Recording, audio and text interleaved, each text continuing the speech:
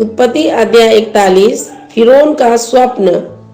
पूरे 2 वर्ष के बीतने पर फिरौन ने यह स्वप्न देखा कि वह नील नदी के किनारे खड़ा है और उस नदी में से 7 सुंदर और मोटी मोटी गायें निकलकर कछाड़ की घास चरने लगी। और क्या देखा कि उनके पीछे और 7 गायें जो कुरूप और दुर्बल हैं नदी में से निकली और दूसरी गायों के निकट नदी के तट पर जा खड़ी हुई। तब ये कुरूप और दुर्बल गाय उन 7 सुंदर और मोटी मोटी गायों को खा गई। तब फिरौन जाग उठा और वह फिर सो गया। और दूसरा स्वप्न देखा कि एक डंठल में से 7 मोटी और अच्छी अच्छी बालें निकली। और क्या देखा कि उनके पीछे 7 बालें पतली और पूर्वाई से मुरझाई हुई निकली और उन पतली बालों ने उन 7 मोटी और अन्न से भरी हुई बालों को निगल लिया। तब फिरौन जागा और उसे मालूम हुआ कि यह स्वप्न ही था। भोर को फिरौन का मन व्याकुल हुआ और उसने मिस्र के सब ज्योतिषियों और पंडितों को बुलवा भेजा और उनको अपने स्वप्न बताए, पर इनमें से कोई भी उनका फल फिरौन को ना बता सका। यूसुफ द्वारा फिरौन के स्वप्नों की व्याख्या। तब पिलानेहारों का प्रधान फिरौन से बोल उठा, मेरे अपराध आज मुझे स्मरण आए जब फिरौन अपने दासों से क्रोधित हुआ था और मुझे और पकाने हारों के प्रधान को कैद कराने अंगरक्षकों के प्रधान के घर के बंदीगृह में डाल दिया था। तब हम दोनों ने एक ही रात में अपने अपने होनहार के अनुसार स्वप्न देखा और वहां हमारे साथ एक हिब्री जवान था जो अंगरक्षकों के प्रधान का दास था। अंततः हमने उसको बताया और उसने हमारे स्वप्नों का फल हमसे कहा। हम में से एक एक के स्वप्न का फल उसने बता दिया और जैसा जैसा फल उसने हमसे कहा था वैसा ही हुआ भी। अर्थात मुझको तो मेरा पद फिर मिला, पर वह फांसी पर लटकाया गया। तब फिरौन ने यूसुफ को बुलवा भेजा और वह झटपट बंदीगृह से बाहर निकाला गया और बाल बनवाकर और वस्त्र बदलकर फिरौन के सामने आया। फिरौन ने यूसुफ से कहा, मैंने एक स्वप्न देखा है और उसके फल का बताने वाला कोई भी नहीं, और मैंने तेरे विषय में सुना है कि तू स्वप्न सुनते ही उसका फल बता सकता है। यूसुफ ने फिरौन से कहा, मैं तो कुछ नहीं जानता, परमेश्वर ही फिरौन के लिए शुभ वचन देगा। फिर फिरौन यूसुफ से कहने लगा, मैंने अपने स्वप्न में देखा कि मैं नील नदी के किनारे पर खड़ा हूँ। फिर क्या देखा कि नदी में से 7 मोटी और सुंदर सुंदर गायें निकलकर कछाड़ की घास चरने लगी। फिर क्या देखा कि उनके पीछे 7 और गायें निकली जो दुबली और बहुत कुरूप और दुर्बल हैं। मैंने तो सारे मिस्र में ऐसी कुटोल गायें कभी नहीं देखी।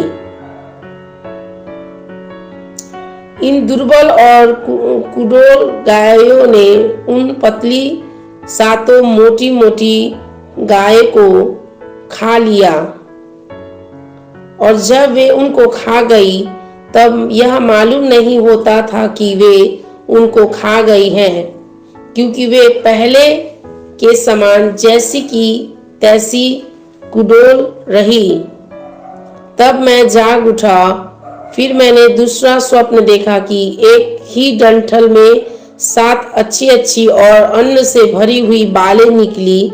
फिर क्या देखता हूँ कि उनके पीछे और 7 बालें छूची छूची और पतली और पुरवाई से मुरझाई हुई निकली, और उन पतली बालों ने उन 7 अच्छी अच्छी बालों को निगल लिया जिसे मैंने ज्योतिषियों को बताया, पर इनका समझाने वाला कोई नहीं मिला। तब यीशु ने फिरौन से कहा, फिरौन का स्वप्न एक ही है। परमेश्वर जो काम करना चाहता है उसको उसने फिरौन पर प्रकट किया है। वे 7 अच्छी अच्छी गायें 7 वर्ष है, और वे 7 अच्छी अच्छी बालें भी 7 वर्ष है। स्वप्न एक ही है। फिर उसने पीछे जो दुर्बल और कुडोल गाय निकली और जो 7 छुछी और पुरवाई से मुरझाई हुई बालें निकली, वे अकाल के 7 वर्ष होंगे। यह वही बात है जो मैं फिरौन से कह चुका हूँ कि परमेश्वर जो काम करना चाहता है उसे उसने फिरौन को दिखाया है। सुन, सारे मिस्र देश में 7 वर्ष तो बौदायत की उपज के होंगे। उनके पश्चात 7 वर्ष अकाल के आएंगे, और सारे मिस्र देश में लोग इस सारी उपज को भूल जाएंगे, और अकाल से देश का नाश होगा, और सुकाल बौदायत की उपज देश में फिर स्मरण न रहेगा, क्योंकि अकाल अत्यंत भयंकर होगा। और फिरौन ने जो यह स्वप्न 2 बार देखा है, इसका भेद यही है कि यह बात परमेश्वर की ओर से नियुक्त हो चुकी है, और परमेश्वर इसे शीघ्र ही पूरा करेगा। इसीलिए अब फिरौन किसी समझदार और बुद्धिमान पुरुष को ढूंढ करके उसे मिस्र देश पर प्रधानमंत्री ठहराए। फिरौन यह करे कि देश पर अधिकारियों को नियुक्त करे, और जब तक सुकाल के 7 वर्ष रहे तब तक वह मिस्र देश की उपज का पंचमांश लिया करे, और वे इन अच्छे वर्षों में सब प्रकार की भोजन वस्तुएं इकट्ठा करे, और नगर नगर में भंडार घर भोजन के लिए फिरौन के वश में करके उसकी रक्षा करे, और वह भोजन वस्तु अकाल के उन 7 वर्ष के लिए जो मिस्र देश में आएंगे, देश के भोजन के निमित्त रखी रहे, जिससे देश उन अकाल से सत्यानाश न हो जाए। यीशु का प्रधानमंत्री बनाया जाना। यह बात फिरौन को और उसके सारे कर्मचारियों को अच्छी लगी। इसीलिए फिरौन ने अपने कर्मचारियों से कहा, क्या हमको ऐसा पुरुष जो यह है जिसमें परमेश्वर का आत्मा रहता है मिल सकता है? फिर फिरौन ने यीशु से कहा, परमेश्वर ने जो तुझे इतना ज्ञान दिया है कि तेरे तुल्य कोई समझदार और बुद्धिमान नहीं, इस कारण तू मेरे घर का अधिकारी होगा, और तेरी आज्ञा के अनुसार मेरी सारी प्रजा चलेगी। केवल राजगद्दी के विषय मैं तुझसे बड़ा ठहरूंगा। फिर फिरौन ने यीशु से कहा, सुन, मैं तुझको मिस्र के सारे देश के ऊपर अधिकारी ठहरा देता हूँ। तब फिरौन ने अपने हाथ से मुहर वाली अंगूठी निकालकर यीशु के हाथ में पहना दी, और उनको बढ़िया मलमल के वस्त्र पहनवा दिए, और उनके गले में सोने की माला डाल दी, और उसको अपने दूसरे रथ पर चढ़वाया।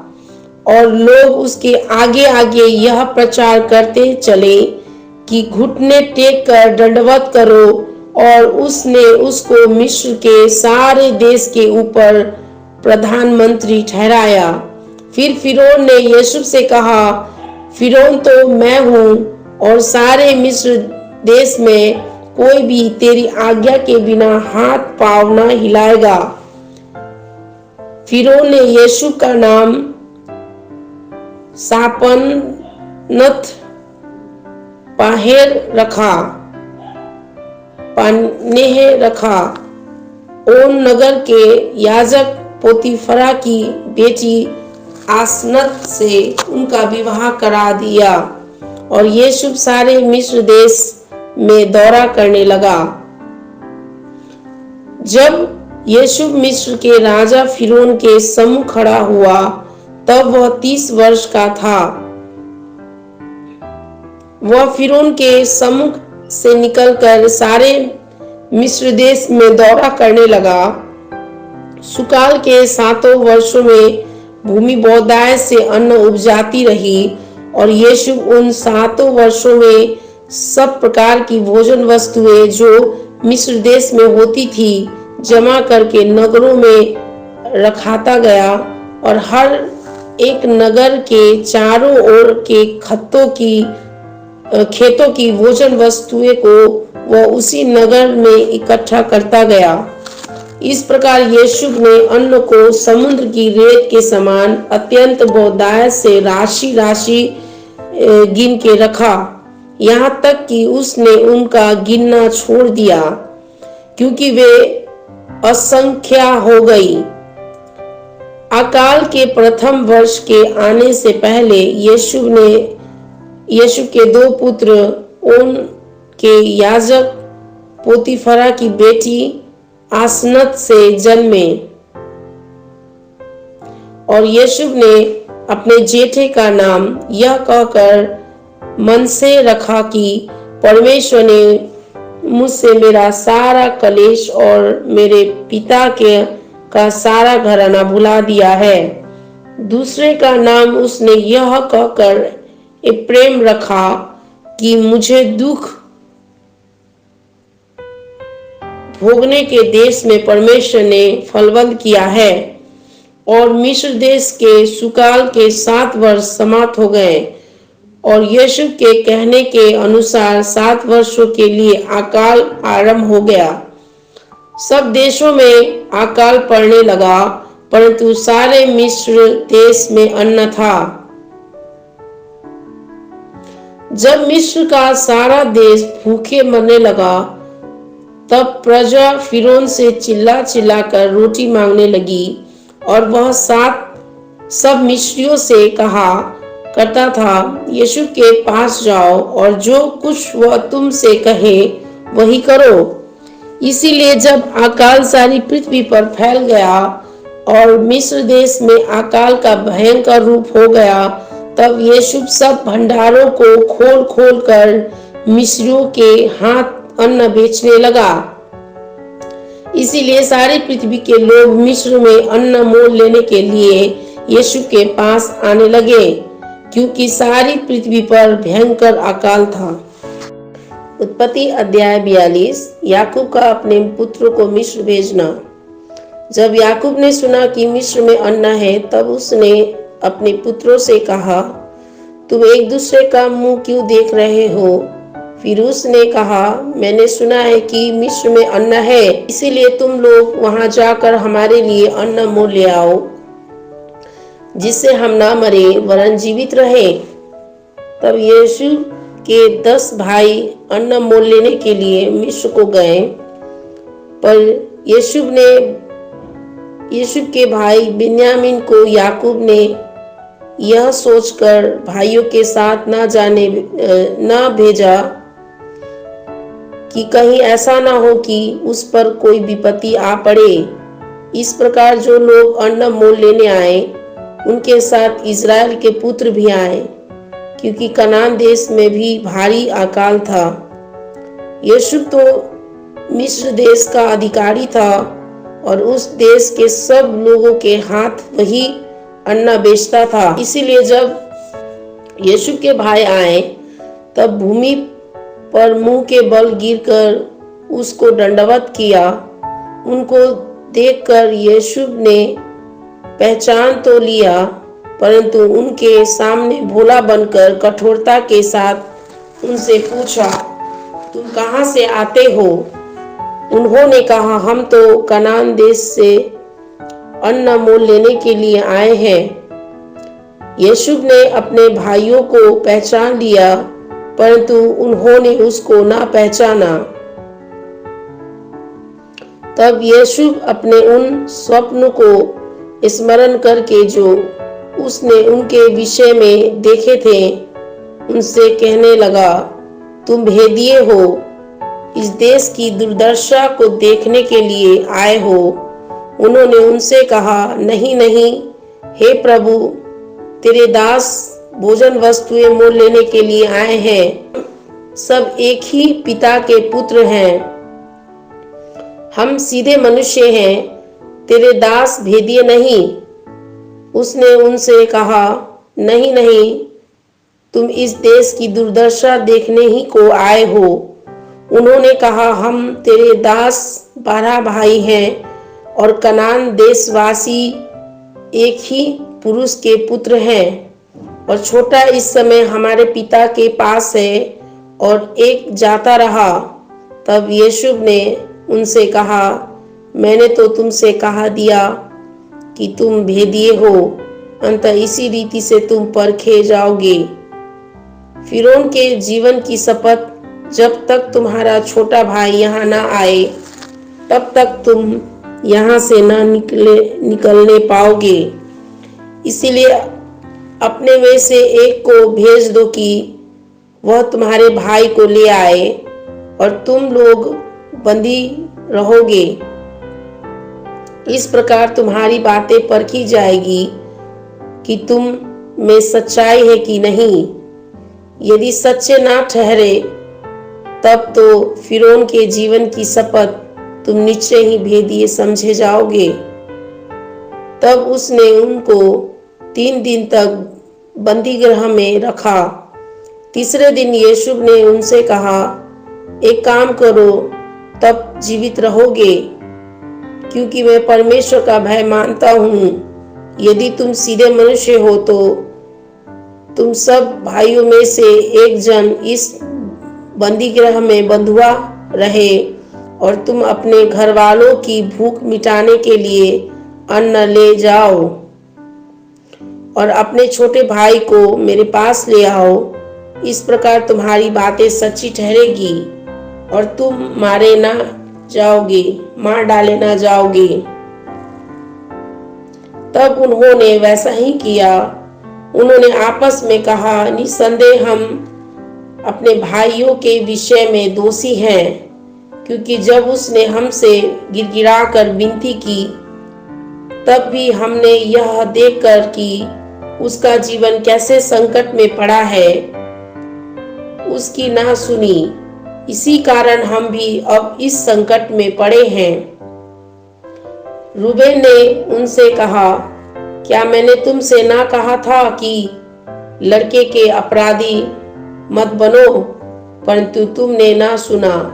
देखो, अब इसके लहू का बदला लिया जाता है। यीशु की और उनकी बातचीत जो एक दूरभाषीय के द्वारा होती थी,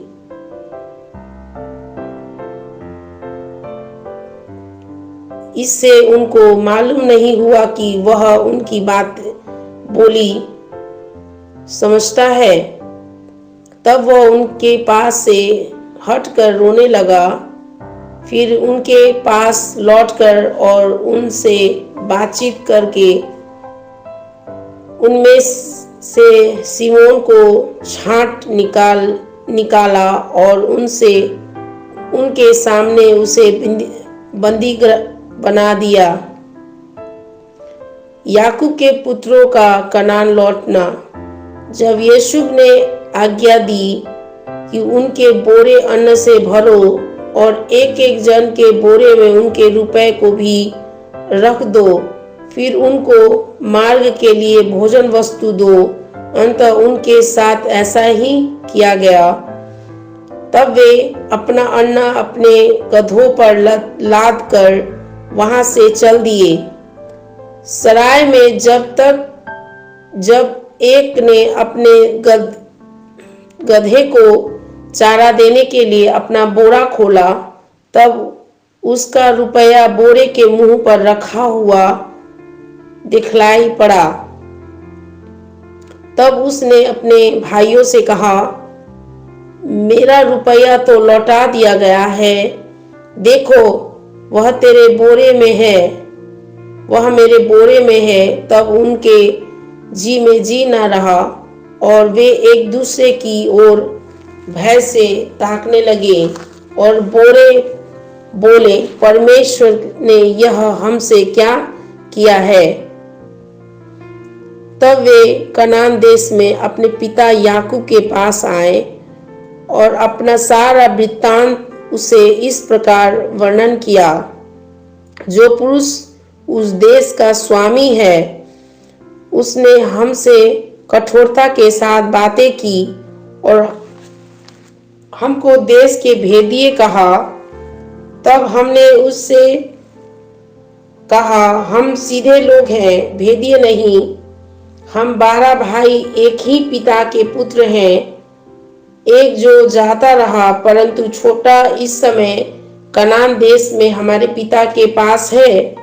तब उस पुरुष ने जो उस देश का स्वामी है हमसे कहा, इससे मालूम जो हो जाएगा कि तुम सीधे मनुष्य हो।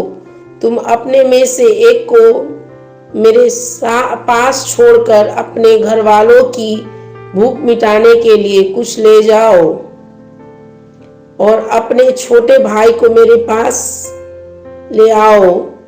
तब मुझे विश्वास हो जाएगा कि तुम भेदिए नहीं, सीधे लोग हो। फिर मैं तुम्हारे भाइयों को तुम्हें सौंप दूंगा और तुम इस देश में लेन देन कर सकोगे। यह कहकर वे अपने अपने बोरे से अन्न निकालने लगे। तब क्या देखा कि एक एक जन के रुपए की थैली उसी के बोरे में रखी है। तब रुपए की थैलियों को देखकर वे और उनका पिता बहुत डर गए। तब उनके पिता याकूब ने उनसे कहा, मुझको तुमने निर्वंश कर दिया। देखो यह शुभ नहीं रहा और सिमोन भी नहीं आया और अब तुम बिन्यामीन को भी ले जाना चाहते हो। ये सब विपत्तियां मेरे ऊपर आ पड़ी है। रूबेन ने अपने पिता से कहा, यदि मैं उसको तेरे पास न लाऊं तो मैं तेरे दोनों पुत्रों को मार डालना। तू उनको मेरे हाथ में सौंप दे, मैं उसे तेरे पास फिर पहुंचा दूंगा। उसने कहा, मेरा पुत्र तुम्हारे संग न जाएगा, क्योंकि उसका भाई मर गया है और वह अब अकेला रह गया है। इसलिए जिस मार्ग से तुम जाओगे उसमें यदि उस पर कोई विपत्ति आ पड़े, तब तो तुम्हारे कारण मैं इस बुढ़ापे की अवस्था में शोक के साथ अंधलोक में उतर जाऊंगा। उत्पत्ति अध्याय 43। बिन्यामीन के साथ मिस्र देश जाना। कनान देश में अकाल और भी भयंकर हो गया। जब वह अन्न जो वे मिस्र से ले आए थे समाप्त हो गया, तब उनके पिता ने उनसे कहा, फिर जाकर हमारे लिए थोड़ी सी भोजन वस्तु मोल ले आओ। तब यहूदा ने उनसे कहा, उस पुरुष ने हमको चेतावनी देकर कहा, यदि तुम्हारा भाई तुम्हारे संग न आए तो तुम मेरे सम्मुख न आने पाओगे। इसलिए यदि तू हमारे भाई को हमारे संग भेजे, तब तो हम जाकर तेरे लिए भोजन वस्तु मोल ले आएंगे, परंतु यदि तू उसको ना भेजे तो हम ना जाएंगे, क्योंकि उस पुरुष ने हमसे कहा, यदि तुम्हारा भाई तुम्हारे संग ना हो तो तुम मेरे सम्मुख ना आने पाओगे। तब इज़राइल ने कहा, तुमने उस पुरुष को यह बताकर कि हमारा एक और भाई है, क्यों मुझसे बुरा बर्ताव किया। उन्होंने कहा, जब उस पुरुष ने हमारी ओर और हमारे कुटुंबियों की स्थिति के विषय में इस रीति पूछा, क्या तुम्हारा पिता अब तक जीवित है? क्या तुम्हारे कोई और भाई भी है? तब हमने इन प्रश्नों के अनुसार उससे वर्णन किया। फिर हम क्या जानते थे कि वह कहेगा, अपने भाई को यहाँ ले आओ। फिर यहूदा ने अपने पिता इज़राइल से कहा, उस लड़के को मेरे संग भेज दे कि हम चले जाएं। इससे हम और तू और हमारे बाल बच्चे मरने न पाएंगे, वरन जीवित रहेंगे। मैं उसका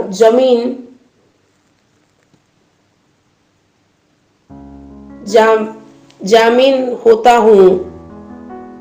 मेरे ही हाथ से तू उसको वापस लेगा। यदि मैं उसको तेरे पास पहुंचाकर सामने न खड़ा कर दूं, तब तो मैं सदा के लिए तेरा अपराधी ठहरूंगा। यदि हम लोग विलंब न करते तो अब तक दूसरी बार लौट आते। तब उनके पिता इज़राइल ने उनसे कहा, यदि सचमुच ऐसे ही बात है तो यह करो, इस देश की उत्तम उत्तम वस्तुओं में से कुछ कुछ अपने बोरे में उस पुरुष के लिए भेंट ले जाओ, जैसे थोड़ा सा बलसान और थोड़ा सा मधु और कुछ सुगंध द्रव्य और गंधरस, पिस्ते और बादाम। फिर अपने अपने साथ दुना रुपए ले जाओ, और जो रुपया तुम्हारे बोरे के मुंह पर रख कर लौटा दिया गया था उसको भी लेते जाओ। कदाचित यह भूल से हुआ हो। अपने भाई को भी संग लेकर उस पुरुष के पास फिर जाओ, और सर्व शक्तिमान परमेश्वर उस पुरुष को तुम पर दयालु करेगा, जिससे कि वह तुम्हारे दूसरे भाई को और बिन्यामीन को भी आने दे। और यदि मैं निर्वंश हुआ तो होने दो। तब उन मनुष्यों ने वह भेंट और दुना रुपया और बिन्यामीन को भी संग लिया और चल दिए, और मिस्र में पहुंचकर यूसुफ के सामने खड़े हुए। भाइयों का यूसुफ के घर पहुंचाना।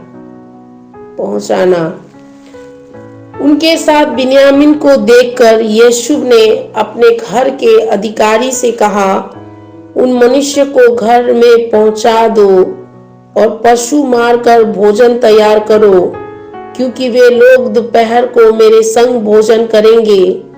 तब वह अधिकारी पुरुष यूसुफ के कहने के अनुसार उन पुरुषों को यूसुफ के घर में ले गए।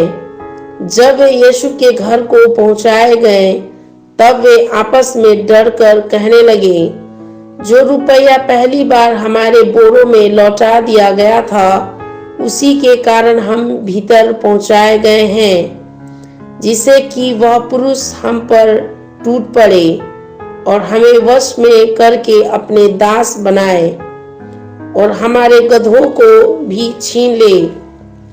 तब वे यूसुफ के घर के अधिकारी के निकट जाकर घर के द्वार पर इस प्रकार कहने लगे, हे हमारे प्रभु, जब हम पहली बार अन्न मोल लेने को आए थे, तब हमने सराय में पहुंचकर अपने बोरों को खोला तो क्या देखा कि एक एक जन का पूरा पूरा रुपया उसके बोरे के मुंह पर रखा है।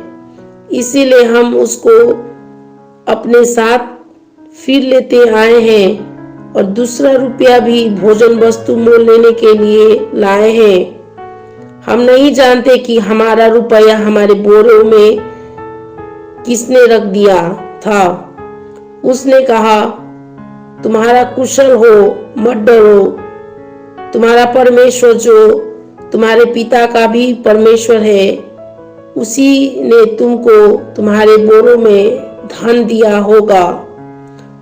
तुम्हारा रुपया तो मुझको मिल गया था। फिर उसने सिमोन को निकालकर उनके संग कर दिया। तब उस जन ने उस मनुष्य को यीशु के घर में ले जाकर जल दिया। तब उन्होंने अपने पांव को धोया। फिर उसने उनके गधों के लिए चारा दिया। तब यह सुनकर कि आज हमको यही भोजन करना होगा, उन्होंने यीशु के आने के समय तक अर्थात दोपहर तक उस भेंट को इकट्ठा कर रखा। जब यीशु घर आया तब वे उस भेंट को जो उनके हाथ में थी उनके सम्मुख घर ले गए और भूमि पर गिरकर उसको दंडवत किया। उसने उनका कुशल पूछा और कहा, क्या तुम्हारा बूढ़ा पिता जिसकी तुमने चर्चा की थी कुशल से है? क्या वह अब तक जीवित है?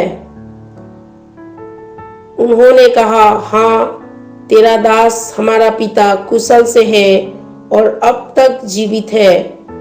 तब उन्होंने सिर झुकाकर फिर दंडवत किया।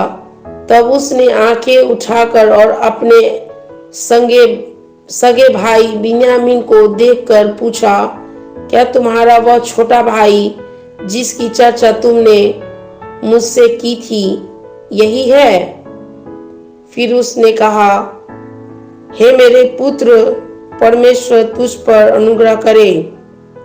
तब अपने भाई के स्नेह से मन भर आने के कारण और यह सोचकर कि मैं कहाँ जाकर रोऊं, यीशु तुरंत अपनी कोठरी में गया और वहां रो पड़ा।